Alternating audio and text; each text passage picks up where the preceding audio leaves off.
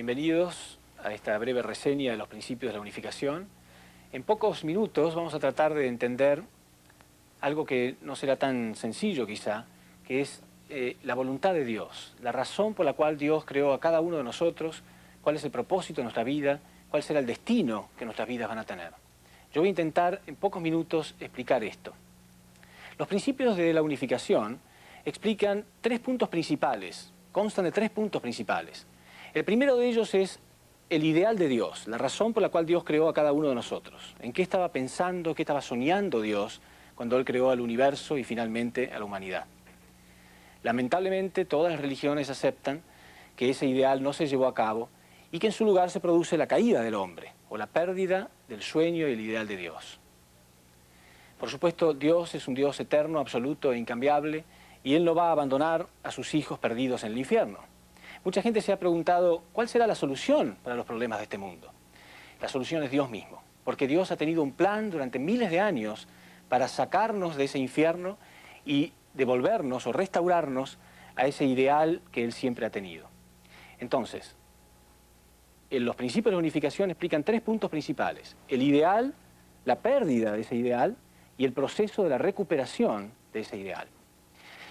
Bueno, como el mundo todavía no es perfecto, es obvio que todavía estamos en medio de ese proceso. Dios continúa trabajando hoy, al igual que hace miles de años atrás, o más.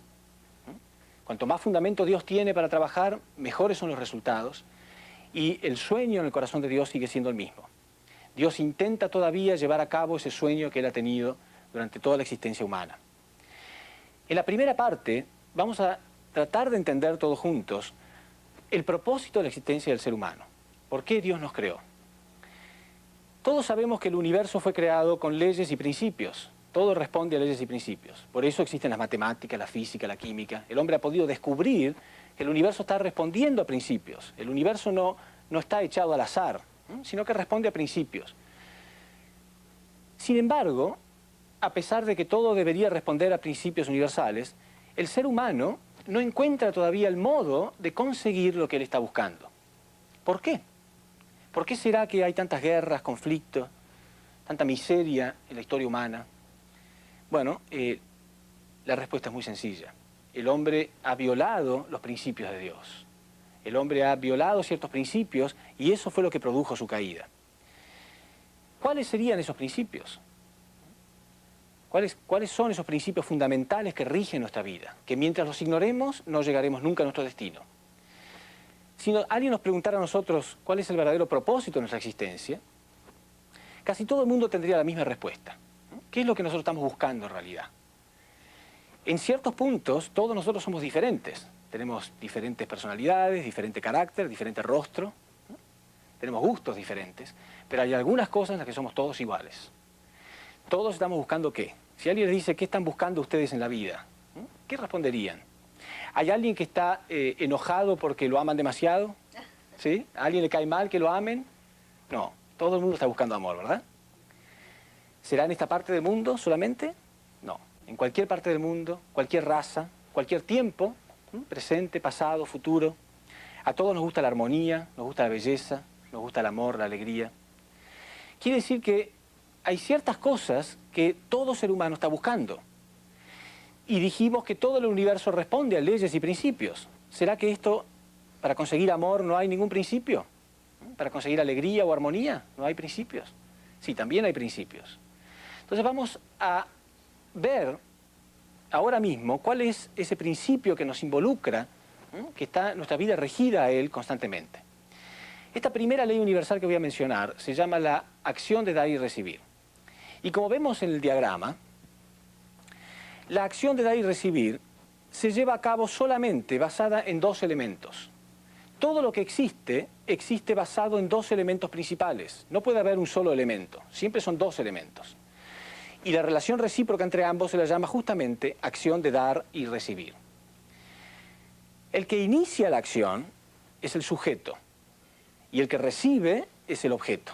A la vez el objeto responde y el sujeto termina recibiendo también. Pongamos un ejemplo sencillo. El ser humano existe porque hay una relación mutua entre dos elementos. Como vemos acá en el diagrama, la mente ordena y el cuerpo responde. Si no hubiera esta relación de dar y recibir entre la mente y el cuerpo, el ser humano sencillamente no podría existir. Pero el universo entero responde a este mismo principio, como dije. Desde las más pequeñas partículas que forman el universo, por ejemplo, un átomo está formado por la relación recíproca entre protones y electrones. Hay un dar y recibir entre ambos. Uno con carga positiva, el otro con carga negativa. Tienen esta relación recíproca y por eso, y solamente por eso, el átomo puede existir. Pero aún las cosas más grandes del universo responden también al mismo principio. Por ejemplo, el sistema solar. El Sol ejerce una fuerza sobre los planetas también ejercen una respuesta sobre el Sol, y hay una fuerza de atracción y una fuerza de repulsión que hacen que los planetas puedan girar alrededor del Sol, y así puede existir el sistema solar. Una familia existe por la relación recíproca entre el hombre y la mujer, entre el esposo y la esposa. El hombre en la posición de sujeto, la mujer en la posición de objeto, y por esta acción de recibir recíproca, existe la familia. En fin, por supuesto podríamos dar millones de ejemplos porque todo el universo responde al mismo principio. Pero, ¿de qué nos sirve saber todo esto? En realidad lo importante de esto es ver de qué modo esto está influyendo sobre nuestra propia existencia. O sea, ¿qué es lo que yo quiero saber de este principio? Bueno, sí, está totalmente relacionado con nosotros. ¿Cómo surge la alegría? ¿Cuándo ustedes sienten alegría en su vida? ¿Cuándo ustedes sienten amor por alguien en sus vidas? ¿Cuándo ustedes sienten que se sienten confortables con una persona? Les voy a poner un ejemplo sencillo. Quizá voy a poner el ejemplo de lo ridículo para que lo entendamos mejor. Imagínense ustedes que conocen a una persona y piensan, esta persona puede ser mi amigo o mi amiga. Entonces un día lo invitan al cine. Y la persona dice, no, yo detesto el cine. Bueno, no importa, te invito al teatro. Menos todavía, no me gusta el teatro.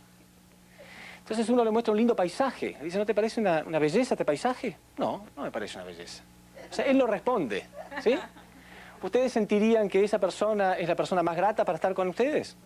No, porque no responde. Ustedes están dando todo lo que ustedes tienen. Ustedes quieren compartir su alegría de vivir, pero la persona no responde. ¿Sentirían que ese puede ser su mejor amigo? No, absolutamente no. El hombre naturalmente busca la respuesta de un objeto. Cuando él siente la respuesta, se siente respondido por un objeto, naturalmente se siente inspirado a continuar en esa acción de dar y recibir. ¿Sí?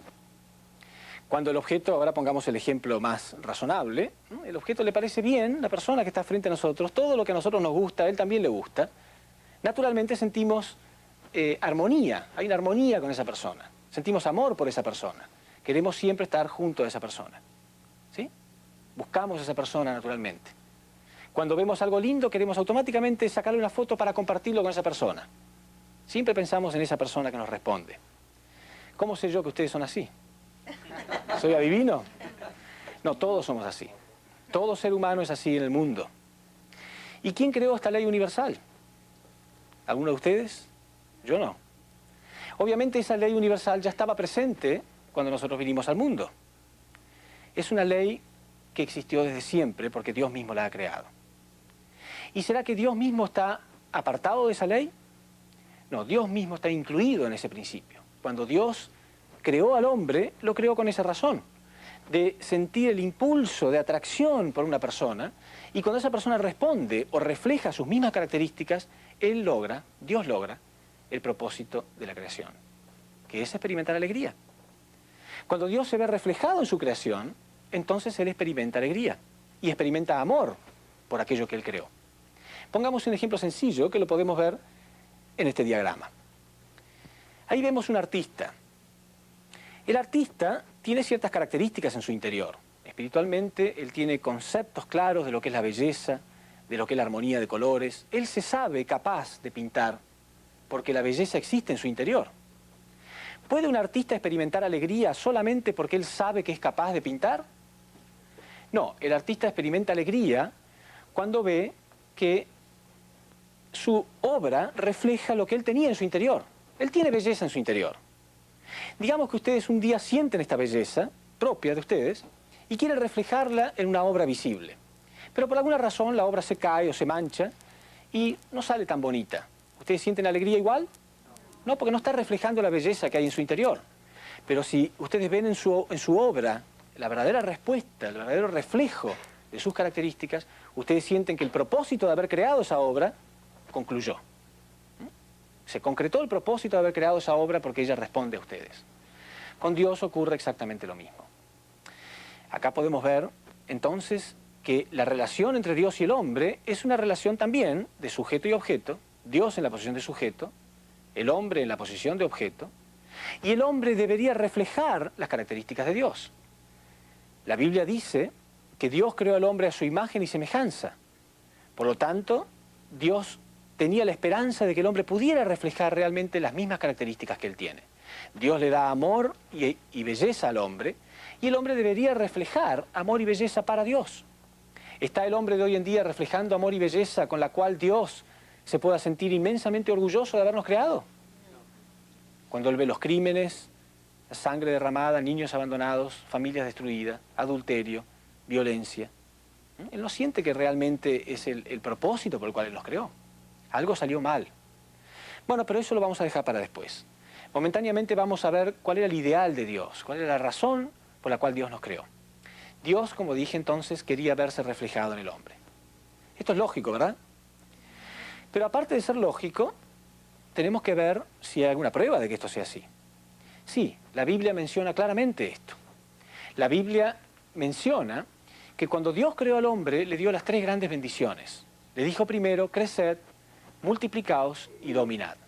Esto podemos verlo en Génesis, capítulo 1, versículo 28. Son las tres bendiciones que Dios le dio al hombre. Creced, multiplicaos y dominad. O sea, el plan de Dios era primero que el hombre creciera.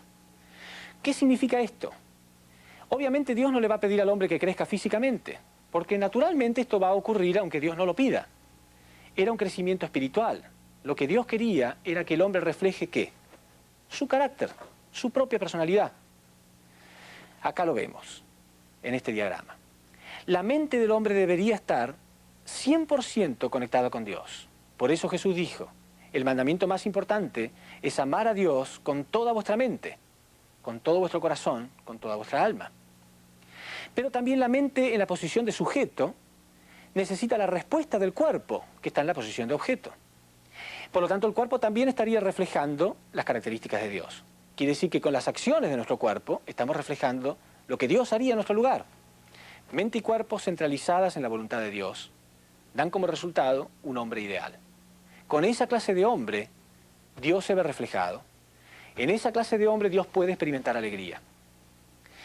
Pero todas las cosas de la naturaleza fueron creadas también con una dualidad, la dualidad de masculino y femenino. El género humano tiene al hombre y la mujer, los animales macho y hembra, las plantas tienen estambre y pistilo. Hay una dualidad también de masculino y femenino, ¿verdad? Bueno, entonces, por eso Dios dio la segunda bendición que podemos observar acá. La segunda bendición, recordemos, era multiplicaos. O sea, Dios quería que aparte de llegar a ser perfecto, un hombre se convirtiera en un esposo perfecto y una mujer se convirtiera en una esposa perfecta. Quiere decir que ambos en una relación recíproca de dar y recibir, centralizados en Dios, porque ellos ya cumplieron la primera bendición, o sea, ellos ya llegaron a ser perfectos primero, entonces formarían una familia ideal y tendrían hijos que también reflejarían las características de Dios. Ese es el origen del ideal de Dios. Un hombre que refleje las características de Dios, una mujer que refleje las mismas características con la personalidad de Dios, con el mismo corazón de Dios, donde cada una de sus acciones estarían dando alegría a Dios. Esa clase de hombre, como Jesús. Jesús fue el único hombre en la historia que habría logrado algo así. Él dijo, el que me ve a mí, ve a Dios. Aquel día comprenderéis que el Padre está en mí y yo estoy en el Padre. Somos iguales. Y cada una de mis acciones dan alegría a Dios. No puede tener una contradicción, no puede hacer nada que dañe a Dios, porque Dios habita dentro de él. Sería como dañarse a sí mismo. Bueno, y la última bendición, ¿cuál era? El dominio de la naturaleza. Acá lo podemos ver en este diagrama. Una humanidad perfecta, perfectamente centralizada en Dios, en perfecta armonía con toda la creación, darían un mundo ideal. ¿Qué vemos hoy en día? ¿Vemos una humanidad armoniosa con la creación? La Biblia dice lo siguiente. Dice que la creación está gimiendo, llorando, con dolores de parto, Las mujeres acá presentes saben que los dolores de parto son los más fuertes que hay. La creación está gimiendo con dolores de parto, esperando la manifestación de los hijos de Dios. O sea, nunca existieron hijos de Dios verdaderos. Y la creación está sufriendo, porque ella existe para los hijos verdaderos de Dios. Y este hombre actual, ¿qué relación tiene con la naturaleza? Contamina las aguas, contamina el aire, destruye especies de animales que le son útiles, está destruyendo la creación. O sea, no hay un mundo ideal. Y por supuesto la creación reacciona. Hay enfermedades. Constantemente la creación está de algún modo reaccionando en contra de aquel que le hace daño. Y al final nosotros terminamos haciéndonos daño también. Entonces el ideal de Dios no se llevó a cabo. ¿Por qué no hay un mundo ideal? Porque no hay familias ideales. ¿Y por qué no hay familias ideales? Porque no hay individuos ideales que puedan formar esas familias. Entonces, ¿cuál es la solución a esto? Mucha gente ha pensado que quizá cambiando el mundo, el individuo va a cambiar. No. El individuo no es una extensión del mundo. El mundo es una extensión del individuo. La sociedad humana es una extensión de nosotros. Quiere decir que el primero que tiene que cambiar es el individuo. Cuando el individuo cambia, podrá formar familias perfectas. Y familias perfectas formarán sociedades perfectas, naciones perfectas. Y esas naciones formarán un mundo perfecto después. Quiere decir entonces que la revolución verdadera no tiene que ser una revolución del sistema humano, sino una revolución espiritual, una revolución invisible que se lleve a cabo dentro del individuo. Cuando ese individuo pueda centralizarse en Dios, respetar las leyes y los principios con los cuales Dios creó el universo, entonces como extensión de ese individuo habrá familias verdaderas y habrá sociedades verdaderas. Bueno, si nosotros observamos en este diagrama entonces, el plan de Dios era que el individuo creciera espiritualmente. ¿Cómo crecemos espiritualmente? Ahí vemos entonces que el individuo está formado por dos entidades principales, el yo físico y el yo espiritual. La Biblia dice que tenemos un cuerpo físico, pero también tenemos un cuerpo espiritual. Y para crecer espiritualmente hay ciertos alimentos también. Veamos en el diagrama cómo el hombre se alimenta físicamente a través de ciertos elementos físicos. Por ejemplo, el aire y la luz del sol, y también el agua y los alimentos. Bueno, espiritualmente también hay alimentos.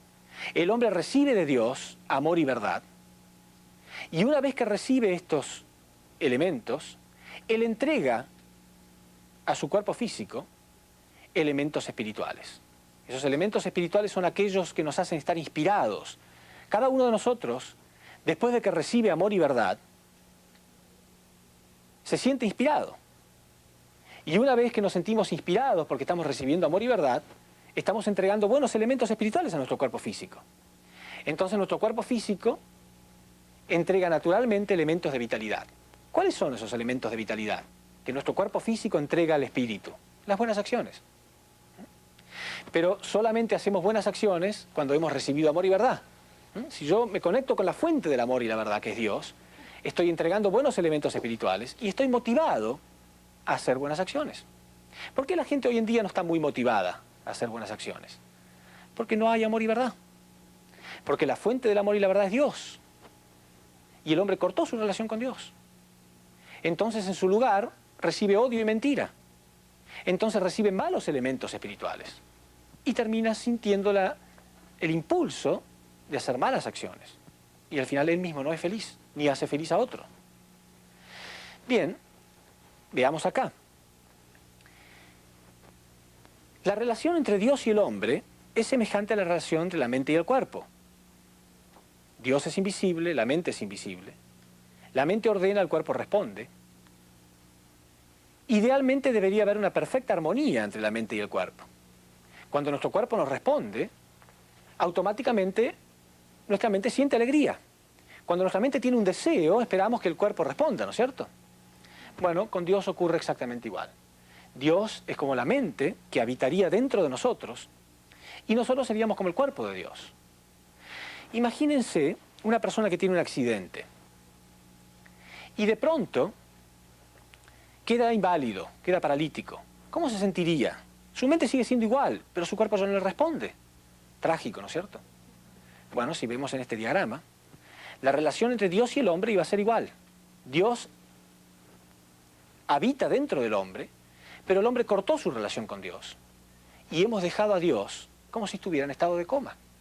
Dios sigue siendo el mismo Dios, pero está en estado de coma. Es como paralítico, el hombre no le responde. Si una persona está en estado de coma, parecería que su mente no existiera. La mente existe, pero parece que no estuviera ahí porque no responde. Por eso mucha gente hoy en día piensa, quizá Dios no exista. Si Dios existe, pero es el hombre el que cortó su relación con Dios. Entonces vamos a observar ahora qué fue lo que ocurrió. ¿Por qué esto ocurrió así? ¿Por qué realmente se produce la caída del ser humano y el hombre se apartó de Dios?